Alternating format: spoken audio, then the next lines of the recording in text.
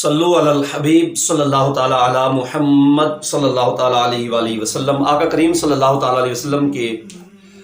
دل کشا صورت اور دل ربا سیرت، یہ وہی کتاب ہے حضرت شیخ عبداللہ سراج الدین الحسینی رحمہ اللہ کی بڑی مایہ ناز تصنیف۔ اسی میں سے آج بھی لباس کے حوالے سے آقا کریم صلی اللہ تعالی علیہ وسلم نے کس طرح ہماری رہنمائی فرمائی ہے، صحابہ کرام علیہم رضوان کو، اور صحابہ کرام نے پھر آقا کریم صلی اللہ تعالی علیہ وسلم کی سیرت کو جس انداز میں ہمارے تک پہنچایا ہے، یہ ہمارے لیے مشعل راہ بھی ہے، اور ہمارا سماج کے ساتھ جو تعلق ہے ایک صفائی ستھرائی کے حوالے سے، اس پر بھی ایک بہترین تعلیم ہے، اور اس سے بڑھ کر ہمارے لیے کوئی تعلیم ہو ہی نہیں سکتی۔ آقا کریم صلی اللہ تعالی علیہ وسلم جس کو دیکھتے کہ تہ بند اس کا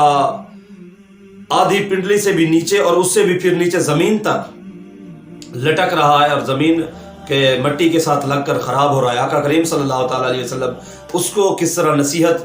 فرمایا کرتے تھے۔ اور پھر اسی طرح سے اگر کسی کے میلے کچیلے کپڑے دیکھتے تو آقا کریم صلی اللہ تعالی علیہ وسلم اس کے لیے اس کے ساتھ بھلائی کا انداز اور اس کو سمجھانے کا انداز کیسا ہوتا تھا، یہ ہمارے لیے سیکھنے کے لیے یہ بہت بڑا درس ہے۔ ایک دو روایات میں بالخصوص بظاہر سامنے وہ صحابی رسول ہوتے تھے، وہ شخص ہوتا تھا جس کو آقا کریم فرما رہے ہوتے تھے، یہ گویا کہ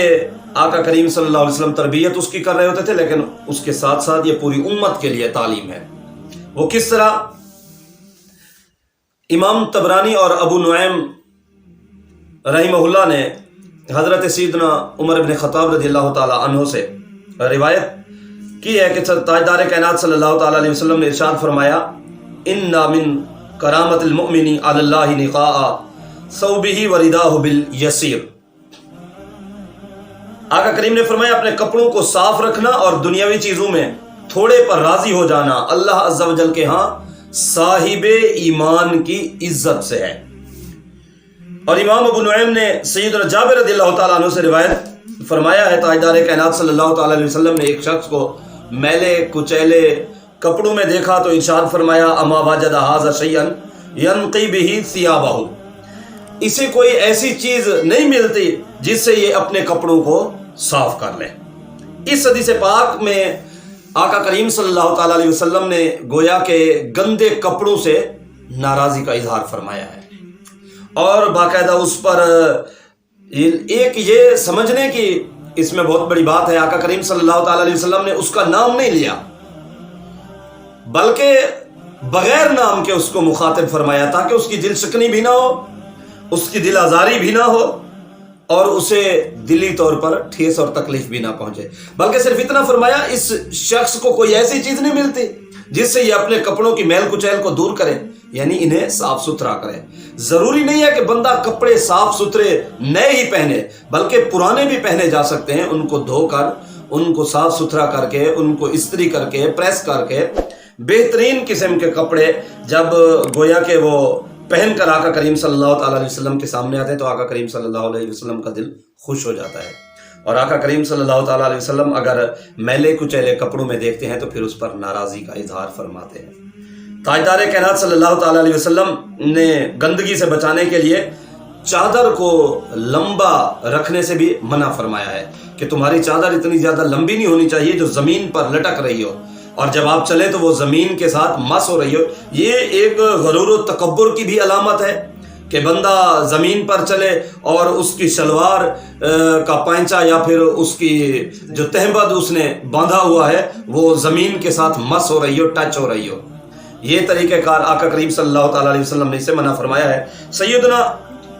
اشعث رضی اللہ تعالیٰ عنہ سے روایت ہے کہ میں مدینہ طیبہ میں پیدل چل رہا تھا، کوئی انسان میرے پیچھے سے